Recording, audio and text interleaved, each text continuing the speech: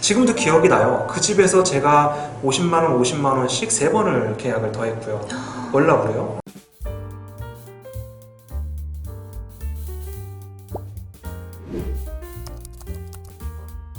안녕하세요. 보험 전문가들의 생생한 영업 현장 이야기와 노하우를 담고 있는 유튜브 채널 보험인TV 송혜원 본부장입니다. 반갑습니다. 안녕하세요. 네, 오늘은 현대 홈쇼핑 GA 강남 지점 허태호 지점장님 모시고 이야기 나누도록 하겠습니다. 네, 안녕하세요, 지점장님. 네, 안녕하세요. 네, 반갑습니다. 네, 보험인TV 구독자분들에게 자기 소개 한번 부탁드리겠습니다. 네, 안녕하세요. 저는 현대홈쇼핑 GA 강남 지점에서 지점장을 맡고 있는 허태호라고 합니다. 지점장님, 우리가 뭐 영업에는 여러 가지 분야가 있는데 네. 그 현대홈쇼핑 GA의 강남 지점은 어떤 영업에 특화가 되어 있나요? 저희 지점 같은 경우는 기본적으로 현대홈쇼핑은 DB로 유명해서 아마 많은 분들이 알고 계실 거예요. 단순하게 이제 DB 영업뿐만이 아니라 저는 DB 없이 이제 대면 영업을 약 한 13, 14년간 해왔어요. 그래서 제가 영업했던 그 노하우도 이제 알려드리고, 또 저희는 보장성 보험은 이제 누구나 대부분의 설계사들이 많이 잘한다고 생각을 해서 연금이나 이제 자산관리, 재무설계 쪽으로도 전문적으로 이제 실력을 키워나가고 있는 그런 지점입니다. 14년 정도. 네. 그럼 몇 년도 그러셨어요? 정확하게는 2009년부터 시작을 했어요. 2009년부터? 네. 그럼 첫 직장은 혹시 어디셨나요? 저는 이제 지금은 신한으로 바뀌었는데 ING입니다. ING 출신이시구나. 네. ING 출신 분들이 좀 되게 약간 멋있고, 아. 그죠? 그때 당시에 멋있는 그런 남성분들, 이제 네. 보험에 대한 이미지를 바꾸는 시대였던 것 같은데, 맞습니다. 처음 영업하셨던 네. 그 시작 계기 혹시 말씀해 주실 수 있나요? 저는 이제 보험 영업을 하기 바로 전에는 제가 이제 부동산 중개업을 하고 있었어요. 부동산 네. 공인중개사 그러면? 사실 그건 아니고요. 네. 중개업 사무소를 제가 운영을 하고 있었는데, 네, 저희 손님분 중에 강남에서 그때 당시에 가장 비싼 건물에 이제 임대인분이 계셨었는데, 그분이 저한테 제안을 먼저 해주셨어요. 자네 혹시 금융일을 해보는 게 어떻겠나? 네, 그분께서 건물주가. 네, 친구 중에 금융회사에 이제 유능한 사람이 있는데 그 밑에 가서 일을 배우면 좋을 것 같네. 자네는 나이가 어리기 때문에 지금부터 착실하게 공부해서 실력을 키우면 좋을 것 같은데 부동산 말고 좀 다른 일을 해보는 게 어떻겠나? 라고 이제 밥을 사주시면서 이야기를 하시더라고요. 네, 그래서 그분이 친구분을 소개해 주셨는데 그분이 이제 ING 부지점장님이셨어요. 그러셨구나. 네, 그래서 시작을 하게 됐죠. 그때 당시 제가 나이가 이제 25살이었어요. 근데 요즘은 사실 25살에 보험 영업하신 분들이 많으시잖아요. 좀 꽤 있죠. 근데 그때는 아마 제가 기억하기로 회사 전체를 통틀어서 저밖에 없었어요. 처음에는. 나중에 이제 많은 분들이 들어와 주셨는데 25살에 시작을 했고 제 친구들은 대부분 군인 아니면 대학생이었고 주변에 사실은 풀이 없었어요. 그래서 그때 당시에 없는 풀에서 영업을 시작하려고 굉장히 많은 고민을 하면서 이제 일을 본격적으로 시작을 하게 되었죠. 지인이 없었다는 거죠? 아예 없었어요. 너무 네. 힘드셨을 것 같은데. 맞습니다. 그래서 저는 그래서 어쩌다가 한 번 하는 그 상담 한 건 한 건이 저한테 너무 중요한 거예요. 왜냐면 한 달에 몇 명 상담을 채 하지도 못하는데 이분을 놓치고 이 계약을 놓치면 저는 이제 무실적이 되는 거고 이번 달은 이제 소득이 없는 거거든요. 그리고 저 같은 경우는 그때 당시에도 이미 저희 집안에 이제 가장이었기 때문에 또 어머니가 이제 건강이 그렇게 좋지는 않으시거든요. 그래서 당장 매월 돈을 벌어가는 상황에서 사실 그 한 분 한 분에 대한 그 상담이 굉장히 이제 좀 절실하게 있었고요. 또 한 분의 상담을 끝나면 또 다음 사람이 있어야 되잖아요. 그래서 새로운 사람을 소개받기 위하거나 새로운 사람을 찾기 위한 그 부분에서 고민을 좀 굉장히 많이 하는 영업을 했었습니다.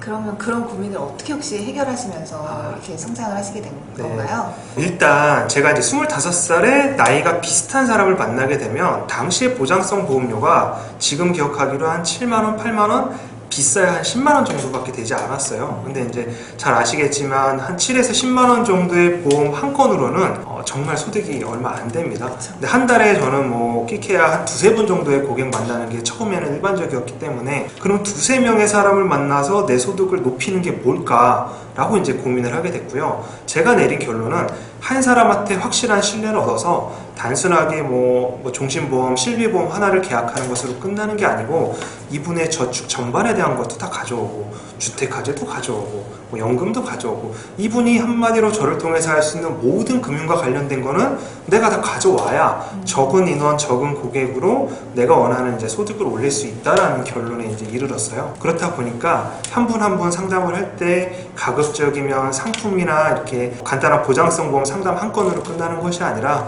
전반적인 재무 설계나 자산관리 쪽으로 많이 이제 제안을 하기도 하고, 돈에 관한 거는 뭐든지 나랑 얘기를 해야 된다라는 컨셉으로 이야기를 좀 많이 나눴었습니다. 그러면은 아예 그냥 네. 고객 상담을 시작하기 전부터도 그렇게 난 자산관리사다 이런 컨셉으로 하신 건가요? 그렇죠. 근데 대신에 처음에는 보험설계사였기 때문에 제가 자산관리사나 재무설계사라는 호칭을 쓸 자신도 없었고, 또 보험회사에서는 그런 관련된 걸 가르쳐 주지를 않더라고요. 저한테 교육도 없었고요. 근데 이분을 만나서 토탈 자산관리 상담을 하려면 제가 이제 알아야 되잖아요. 알고 내가 어떤 상담을 해야 될지를 이제 미리 준비를 했어야 됐기 때문에 적지 않은 시간 동안 그 준비를 하나씩 차곡차곡 해왔습니다. 어떤 준비였을까요?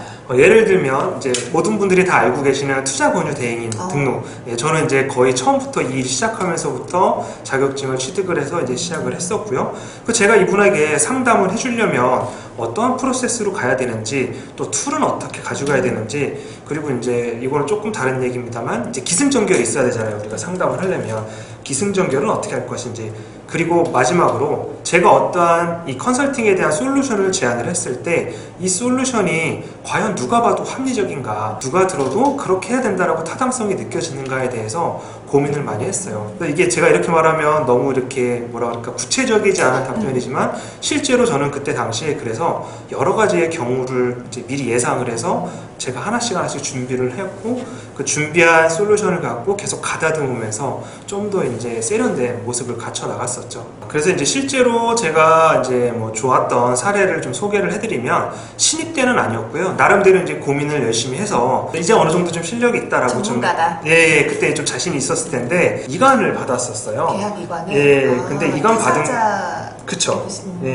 받았는데 연금을 이제 하고 계시더라고요. 그래서 이거다. 연금을 내가 관리해드리면서 이분에게 이제 신뢰를 얻어서 다른 부분까지도 어필을 해서 한번 상담을 진행을 해봐야겠다라고 해서 이제 그 연금 관리에 대한 부분을 그때는 이제 구체적으로 했었죠. 연금 관리 고객 이관 받았을 때 그러면 먼저 티인을 하신 거예요? 그렇죠. 어떤 방식으로 하시는 거예요? 사실 그때 고민했어요. 내가 뭘 얘기해야 이 사람이 관심을 가질까? 갑자기 이제 담당자 바뀌었습니다. 우리 이거 늘 그렇죠. 계약 이관 많이 하는데. 그렇죠. 이제 크게 이제 저 두 가지에 이제 포커스를 맞췄는데, 이 부분은 아마 많이들 들어보셨던 걸 거예요. 첫 번째는 그분이 이제 변액연금을 가입했으셨기 때문에 현재 돈이 들어가고 있는 이 변액연금이 어디에 구체적으로 투자되고 있는지 알고 있느냐, 그리고 그 부분은 이제 관리가 돼야 되는데 관리는 과연 잘 된다고 생각을 하느냐, 이 부분이 제가 이제 주목했던 이제 첫 번째 부분이었고요. 두 번째 부분은 제가 이제 많이 보니까 그 부분을 하시는 분은 별로 없어요. 뭘 것 같으세요?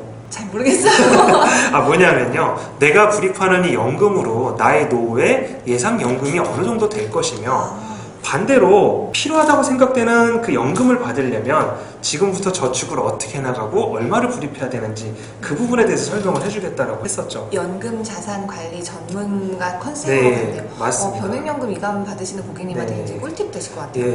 대부분 제가 보니까 설계사분들은 수익률에 좀 포커스를 많이 두시더라고요. 그럴 것 같아요. 근데 사실 제가 괜찮니 확인해보시고 관리해드리겠다. 수익률 부분은 설계사가 어떻게 할 수 있는 부분은 아니라고 생각을 해요. 아무리 뛰어난 투자 전문가가 수익률을 만들어낼 수는 없잖아요. 개인이 하는 것보다 조금 더 나은 결과를 가져다 줄 뿐이지 절대 그 부분이 메인이 돼서는 안 된다고 생각을 하거든요. 그런데 이 연금에 대해서, 특히 내가 노후에 이 정도의 연금 자산을 가지고 가면 어느 정도를 수령을 예상할 수 있을지, 반대로 내가 원하는 노후 생활을 보내려면 지금부터 내가 어떤 계획을 갖고 어떻게 스텝을 밟아 나가야 될지, 그런 부분에 대해서 얘기를 한번 하자고 제가 고객분들에게 제안을 했을 때 사실 좀 환영을 많이 받았어요.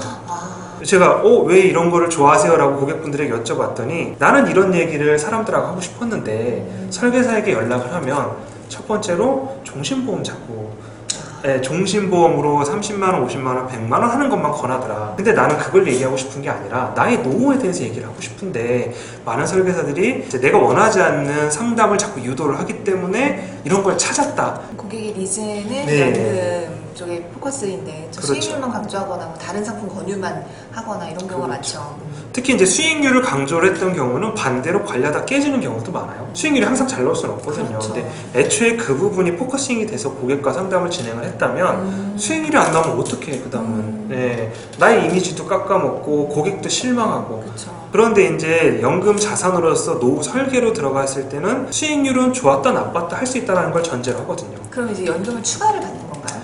그때 당시에 그 부분에 대해서 연금 이제 관리를 해드리겠다라고 상담을 했는데 상담이 좀 잘 됐어요. 이야기를 나눠보니까 그분이 첫 번째로 이렇게 말씀하시더라고요. 그럼 혹시 내 연금은 충분한가요? 그래서 제가 그 앞에서 수기를 계산을 해서 대화를 해본 결과 충분하지 않았어요. 원하시는 거랑 전혀 다른 이제 규모였던 거죠. 그래서 연금을 이제 추가로 계약을 먼저 했고요. 지금도 기억이 나요. 그 집에서 제가 50만원, 50만원씩 3번을 계약을 더 했고요. 월납으로요. 예, 그리고 나중에 100만원도 한 번 더 추가로 계약을 했고요. 이게 한 번에 한 게 아니고요. 50만원, 50만원, 50만원, 100만원이었잖아요. 왜 그러냐면 그분과 제 고객이 되신 10년 정도 됐어요. 2, 3년에 한 번씩 계속 계약을 한 거예요. 왜냐면 제가 그렇죠. 관리 계속 해드리니까 다른 데 뭐 적금한 거 만기됐는데 혹시 이거 연금을 하면 어떠냐라고 분이 오신 거고요. 또 이런 경우 있었어요. 그 월납뿐 아니라 그 집은 저한테 그 거치식도 한 1억 5천 정도가 지금 계약이 돼 있어요. 거치식 연금? 예, 거치식 연금으로. 왜냐면 이제 그 예금이나 적금은 많이들 하시잖아요. 그러니까 다른 데서 하고 있던 거를 조금씩 저는 옮겨온 거예요, 저한테. 왜냐하면 보장성 보험 관리 잘해드려서 추가 계약하는 경우도 많은데요. 보장성 보험 청구를 많이 하면 나중에 추가 계약할 가능성이 사실은 좀 떨어지잖아요. 그렇죠. 네, 연금은 잘 관리하면 계속 추가 계약을 할 수가 있는 연금이 거예요. 오르거나 뭐 소득이 그렇죠. 증가하거나 그럴 경우에는 네. 추가가 많이 될 수 있죠. 그렇죠. 이 모든 이런 형태의 일을 하게 된 베이스는 제가 아까 말씀드렸다시피 전 고객이 몇 명 없었어요. 있는 고객한테 내가 계속 추가적인 계약을 해서 소득을 올리는 걸 고민을 하다 보니까 계속 연구하고 고민하셨네요. 예, 저는 이제 그렇다 보니까 많은 고객을 늘리는 것도 물론 중요하지만 내가 갖고 있는 고객이 나에게 충성 고객이 돼서 계속 추가적인 세일즈가 발생을 해야 점점 더 편하게 적은 시간에 많은 소득을 올릴 수 있다고 생각을 한 거죠. 결론적으로 그 집은 제가 연금 관리를 계속 해드려서 그거에 대한 신뢰를 저한테 주셨고 종신보험도 나중에 더 하시더라고요. 그렇죠. 한번 뭐 신뢰를 네. 그렇게 가져서 몇 년 만에 계속 연락을 해서 네. 계약을 하시니까 추가 계약은 계속 나왔겠네요. 네. 종신보험, 뭐 다른 여러 가지 보험도. 그렇죠. 굉장히 의외로 맞아요. 예, 종신보험도 연금처럼 계약이 나왔어요. 50만원, 50만원 2번 계약을 했습니다. 저는 사실 조금 의외였는데 그건 어떻게 된 거냐면 다른 설계사분이 그분한테 이러이러한 거를 계약을 하면 저축성 효과도 있고 사망보험금도 나온다. 대금적인 절세 효과도 있다라고 막 어필을 하신 거예요. 전화가 오셨더라고요. 그 내용은 참 좋고 알겠는데 이거를 다시 한번 설명을 했으면 내가 내 좋겠다. 담당 설계사 있다 이런 거절 사실 그거는 사실 많은데 못한 거예요. 거기다 얘기는 못 하신 그쵸? 거죠. 우리 그런 거절 많죠. 근데 네. 근데 그러면서 말씀을 저한테 하신 게 제 책에도 제가 그분 이야기를 써놨는데 연금을 그동안 관리해 준 걸 보니 당신은 필요에 의해서 상품을 제안하는 게 아니라 나에게 맞는 거를 제안해 준다는 생각이 들었다. 그래서 이제 추가적으로 계약을 그렇게 했고 뭐 요즘도 사실 계속 계약을 그 집에서 하고 있습니다. 왜냐하면 10년이 되니까 우리 10년 계약 많이 하잖아요. 만료가 된 거예요. 이제 납입 만기가 되니까 납입 만기 되면 내 돈은 어떻게 하겠어요? 계속 해야죠. 네. 왜냐하면 제가 처음에 은퇴 설계를 할 때 지금부터 은퇴하기 전까지의 계획에 대해서 이야기를 했거든요. 2, 3년에 대해서 이야기할 수도 있지만 20년, 30년 저축 계획에 대해서 이야기를 했기 때문에 납입하는 상품이 만기가 되면 납입은 계속 해야 되잖아요. 그렇게 고객한테 연금에 대한 니즈를 끌어올리는 특별한 화법 이런 거 좀 있을까요? 사실 저는 말을 잘하거나 다른 분들처럼 이렇게 감성 터치를 한다거나 그런 거를 잘 못해요. 화법이라고 이야기하기는 조금 어렵지만 이분이 노후에 필요한 생활비가 월 생활비 얼마가 되는지 먼저 예측을 하게 먼저 해드리고요. 그냥 예. 계획된 연금을 계산해드리고 그렇죠. 예를 들어서 이렇게 대화를 하는 와중에 바로 해버려요. 한 달 생활비 얼마나 필요하세요? 한 300 정도. 네, 그럼 300만 원 갖고 1년은 12달이니까 3,600만 원이 필요하고요. 60세부터 90세까지 한 30년 정도는 사실 것 같은데 3,600만 원을 30년 동안 쓰시려면 3,600 곱하기 30 하면 한 9억에서 10억 정도가 되겠네요. 그럼 지금부터 은퇴하시는 60세 바로 전까지 그 돈을 마련하셔야 되는데 마련하실 계획이 돼 있으신가요? 준비가 돼 있으신가요? 계획은 있어요. 대부분 이제 이렇게 하면서 대화가 시작이 됩니다. 이게 제가 대화 시작할 때 하는 얘기예요. 그러면 그 계획에 대해서 구체적으로 나랑 이야기를 하자라고 이야기를 하고 당신이 지금부터 그 준비를 하는데 충분하지 않을 수도 있고 어려울 수도 있는데 나의 도움을 받으면 조금 더 쉽고 원활하게 노후 준비를 할 수 있는데 내가 도움을 좀 드려도 되겠느냐 하면서 아주 구체적인 상담을 하고 저는 그래서 항상 A4 용지 백지를 들고 다닙니다. 백지 한 2장 정도 갖고 상담을 다 진행을 합니다. 그래서 그렇게 대화를 시작을 하죠. 근데 이런 경우 있잖아요. 물론 노후에 300만 원 저도 마찬가지로 나오게끔 연금 가입을 많이 충분히 하고 싶지만 네. 사실 이제 단기 자금을 쓰는 거에 집중이 또 많이 되는 당연하죠. 거잖아요. 이제 우리가 네. 하는 연금은 또 장기고 하니까 네. 그런 거절 처리 화법 이런 것도 있을까요? 그건 합법이라기보다 그렇게 계산을 해서 쭉 결론이 도출이 되면 사실은 말씀하신 것처럼 지금 이분이 그 노후 준비로 해서 저축할 돈이 충분하지가 않아요. 절대 충분하지가 그쵸. 않거든요. 그런데 그 과정을 하는 이유는 사실은 이렇습니다. 처음에 10억을 얘기했다가 그 과정에 도출이 되면 그 다음에 이제 5억으로 줄어들고요. 준비해야 될 돈이 5억이 한 3억으로 줄어들어요. 그럼 제 경험상 고객분들이 뭐라고 얘기하시냐면 물건을 가격을 깎는 기분이 들어요. 처음에 10억이라고 얘기했을 때는 겁나는 거죠. 그리고 화가 나는 거예요. 너무 많은 돈이 많은 필요하니까. 돈이 필요하니까. 그럼 대부분 외면을 하거든요. 맞아요. 예, 그냥 생각하고 싶지 않아요. 나중에 할래야. 예, 근데 10억이라 그랬던 돈이 5억만 준비하면 돼 했더니 좀 줄었네? 근데 5억이 다시 3억으로 준다. 이거 좀 해볼만 한데? 근데 3억이 다시 1억 5천으로 준다. 그러면 한번 해볼까? 이런 생각이 들게끔 사실 단계를 밟아요. 그래서 한 번에 이렇게 니즈왕기나 구체적인 구구단하듯이 딱 질문했을 때 바로 딱 답이 나온 게 아니라 스텝으로 진행을 해서 이분이 결국에는 논리적으로, 감정적으로 이 연금을 계약을 할 수 있게끔 나한테 하는데요. 이제 끌려오는 상담. 네, 저의 방식은 항상 이거예요. 처음에는 비싸게 불렀다가 물건 가격을요 점점 깎아주는 방식이고, 제가 보통 이런 상담을 진행을 하면 고객분들이 이래요. 그러면 저는 이 정도 할래요 라고 얘기하면 제가 또 한 번 깎습니다. 예를 들어서 고객분이 그럼 100만 원 정도 할게요 라고 하면 제가 반대로 얘기합니다. 고객님 100만 원을 지금은 유지가 제일 중요하기 때문에 단기 자금도 생각하셔야죠. 젊은 분이면 결혼하고 집도 사셔야죠. 100만 원으로 시작하지 마시고 일단 50만 원으로 시작하시고요. 추후에 익숙해지시면 저를 기억하셨다가 연락을 주세요. 추가로 그때 더 계약을 하시면 됩니다. 라고 해서 무리하게 사실 계약을 하지는 않습니다. 그럼 그렇게 연금을 가입해서 관리를 잘 하는 고객들이 다른 보장성 보험 같은 경우에도 문의를 좀 편안하게 하시는 편인가요? 네, 굉장히 편안하게 하고요. 이때는 니즈환기가 필요가 없더라고요. 이미 신뢰가 있고 저한테 계속 관리를 받는 거에 대한 이런 전문성에 대한 인정을 하고 계신 상태이기 때문에 제가 제안을 하면 대부분은 이거를 할지 말지에 대한 결론을 이제 고민하시지 비교를 하시는 경우가 사실 별로 없어요. 그리고 저 같은 경우는 제안을 할 때 기본적으로 한 가지만 제안을 합니다. 이 한 가지는 내가 당신을 위해서 고민을 한 최선의 결과고 나의 노력의 결과물이다 라는 점을 갖고 딱 한 가지 플랜만 가져가요 저는. 그래서 요거를 할지 말지만 결정해 주시면 돼요. 선택권을 주지 않고 안 줍니다. 최적의 솔루션을 제안한 거니 네. 나를 따라서 이제 오세요라는 그쵸. 그런 상담 기법을 쓰시네요. 이제 그렇게 진행을 하면 대부분 10분 중에 한 8분 정도는 크게 별 말씀 없이 계약을 하십니다. 근데 이제 이게 이관 DB를 계속 하신 거잖아요. 네. 이관 DB는 또 새로운 담당자, 왜냐면 기존 그 설계사에 대한 상처가 있는 상태잖아요, 맞습니다. 사실. 네. 그런데 사실 새로 신뢰를 얻기가 좀 많이 어려운데 맞습니다. 연금을 네. 금액을 계산해주겠다 이런 단순한 합다 좀 더 특별한 게 있을 것 같아요. 근데 제가 이제 교육을 하거나 저희 설계사 시절에 동료분들도 저한테 그걸 많이 물어보셨어요. 저 같은 네, 정말 많이 물어봐요. 그쵸.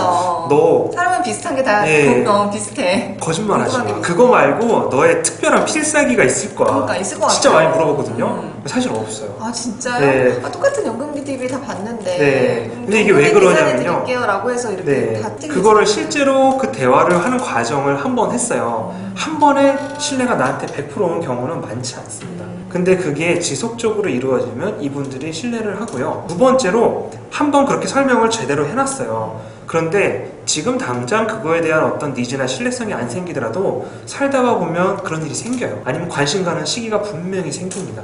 그러면 상담을 해주셨어야지 네. 이거라고 생각해 볼게요 라고 하고서 고객들은 그냥 네 알겠습니다 초회 상담은 그러잖아요. 방금 거기에서 틀린 점이 하나가 나왔어요. 저는 생각해 볼게요 라고 말씀을 하셨잖아요. 고객이 예, 제안을 하신 거잖아요. 저는 제안을 하지 않습니다. 분명히 나는 은퇴 설계에 대한 상담을 해주겠다고 해도 제안을 하겠다는 말을 안 했잖아요. 상품 제안 안 합니다.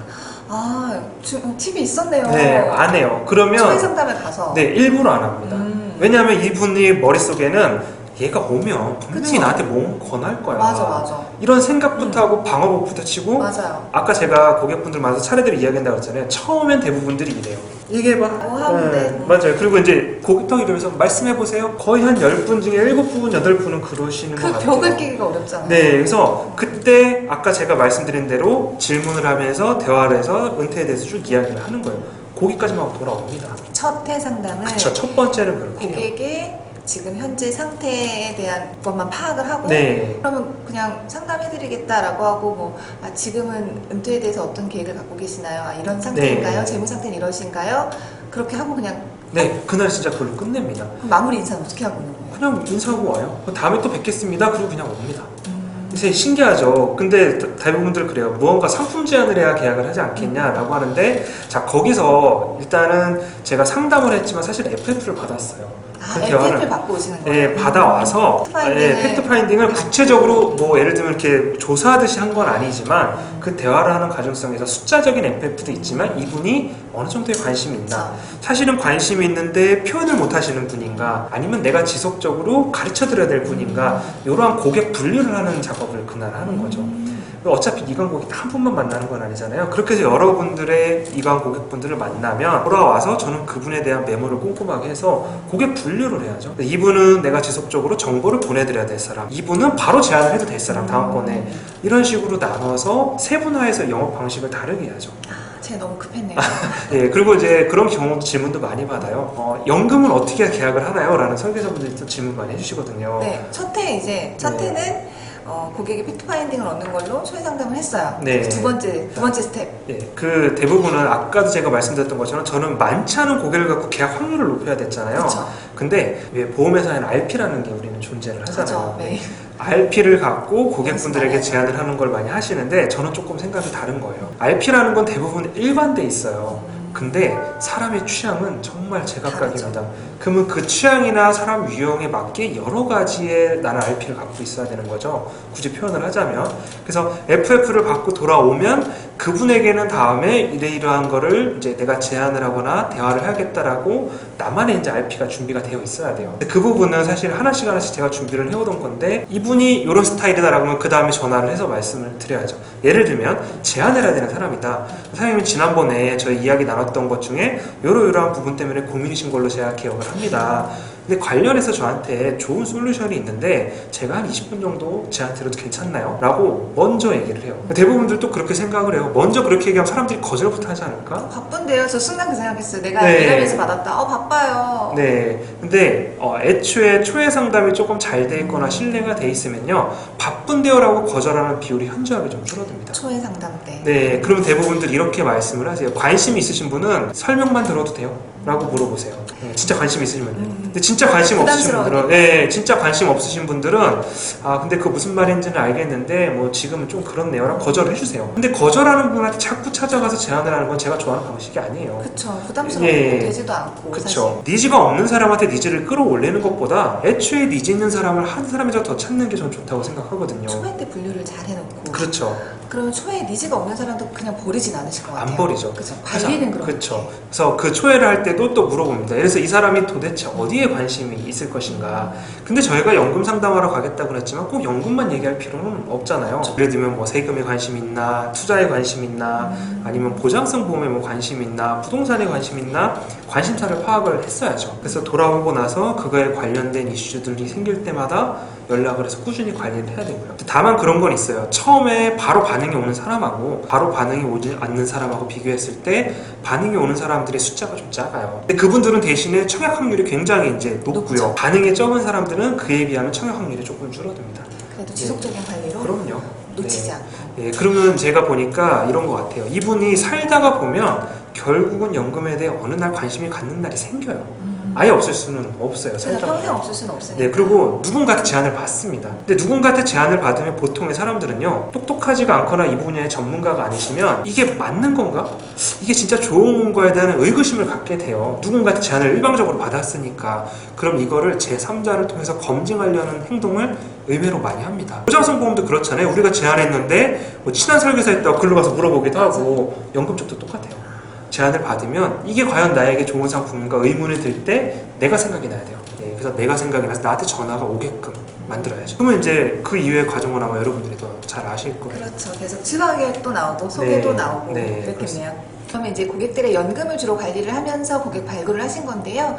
뭐 그랬던 게 이제 지금 현재 재무설계나 자산관리사로 이렇게 활동폭 넓히신 거랑 관련이 이제 있으셨던 건가요? 그렇죠. 서로 굉장히 연관이 좀 많이 되어 있죠. 왜냐하면 아까 질문해 주신 것 중에 하나인데 제가 이렇게 초회 면담을 하고 이야기를 진행을 했는데 뭐 바로 저한테 상담 의뢰를 안 할 수도 있잖아요. 그랬을 때 제가 이분들에게 다른 면에서 어떤 게 서로 좀 한마디로 코를 걸 수 있거나 관심을 유발할 수 있거나 라는 고민을 했었고, 그 부분에 있어서 자산관리나 재무설계를 내가 전문적으로 잘 다루면 고객분들이 나를 한 번 더 찾을 수 있는 계기가 되겠다, 이제 그런 생각을 하게 된 거죠. 그래서 연금 쪽에 제안을 했지만 연금 쪽을 저랑 계약을 안 할 수도 있거든요. 안 한다고 하면 빠져나갈 틈을 만들면 안 된다고 저는 생각을 해요. 그쵸. 네, 왜냐면 저를 만났으면 일단 내 고객이 돼야지, 꼭 보험 고객이 아니더라도 저하고의 커넥션은 계속 연결이 돼야 추후에 지속적인 계약을 제가 할 수 있는 거잖아요. 그래서 저는 그 툴로 자산 관리와 그리고 이제 재무 설계라는 그런 무기를 손에 이제 쥔 거죠. 그러면은 고객의 자산관리나 재무설계는 어떤 방향으로 많이 이렇게 컨설팅을 해주시나요?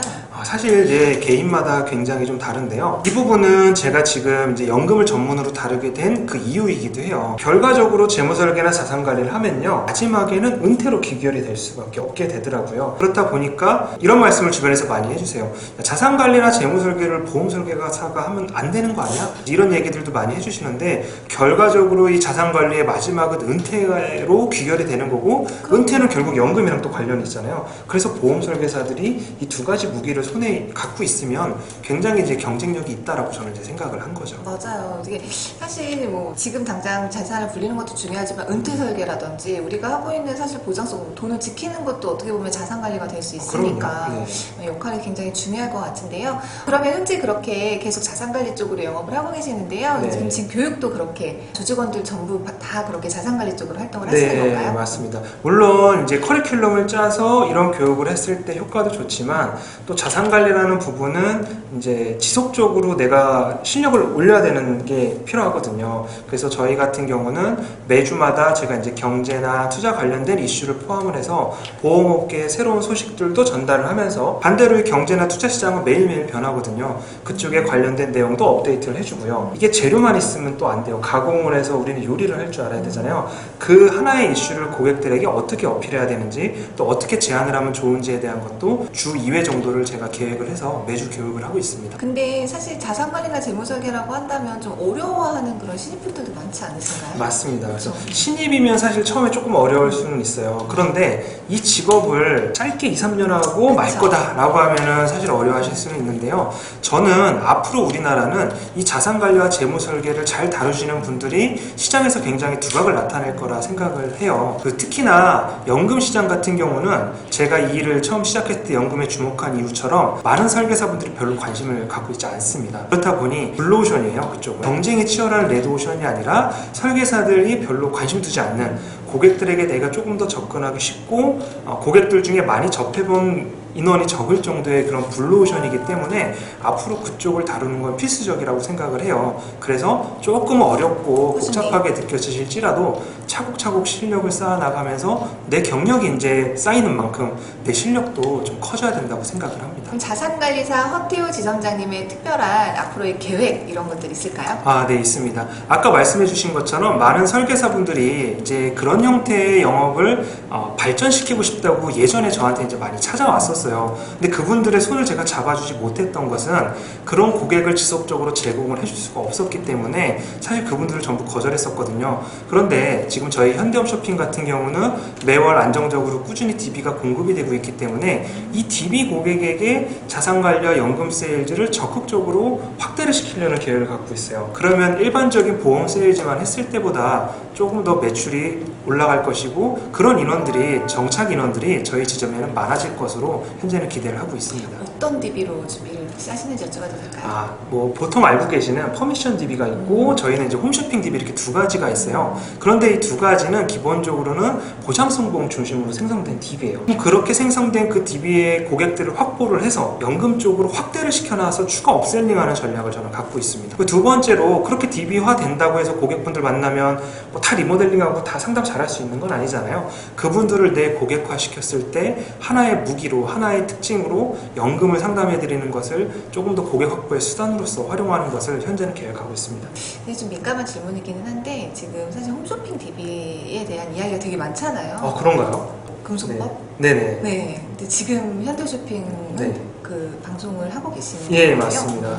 예, 저희는 현재 금속법에 전혀 문제가 없고, 왜냐하면 현대홈쇼핑에서 바로 방송을 해서 나온 DB고요. 저희는 현대홈쇼핑 소속이기 때문에 전혀 그 부분에 대해서는 개인정보 보호도 문제 없고 금속법도 문제가 없는 것으로 회사에서 확인이 됐습니다. 멋지네요. 어떤 방송인 거죠? 크게 이제 두 가지예요. 보통은 이제 상품 방송을 주로 해요. 예를 들어서 DGB의 마이솔루션 연금이다. 그러면 이 연금에 대한 방송을 이제 쇼호스트가 나와서 방송을 하는 거고요. 그럼 이 방송 상품을 보고 관심 있으신 분들이 전화번호를 남기시는 거죠. 그런 연금 DB가 가장 많네요. 현재는 연금 DB는 지금은 생성이 될 계획이고요. 왜냐하면 최근까지 금속법이 시행된 지가 그렇게 오래되지는 않았잖아요. 그 사이에는 일반 보장성 상품을 주로 방송을 했었고요. 이제부터는 연금 방송도 시작될 예정입니다. 와, 앞으로의 진짜 행보가 너무 기대되네요. 네.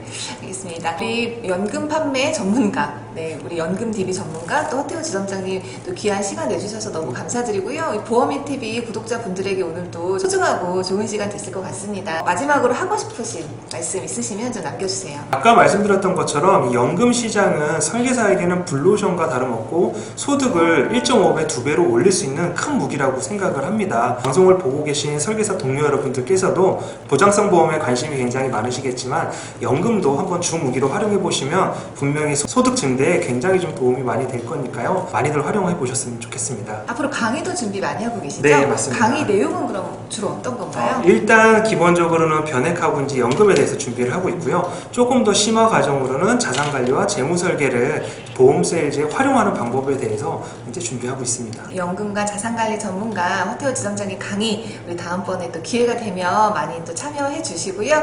다음 기회에 또 뵙도록 하겠습니다. 네, 고맙습니다. 네, 고맙습니다.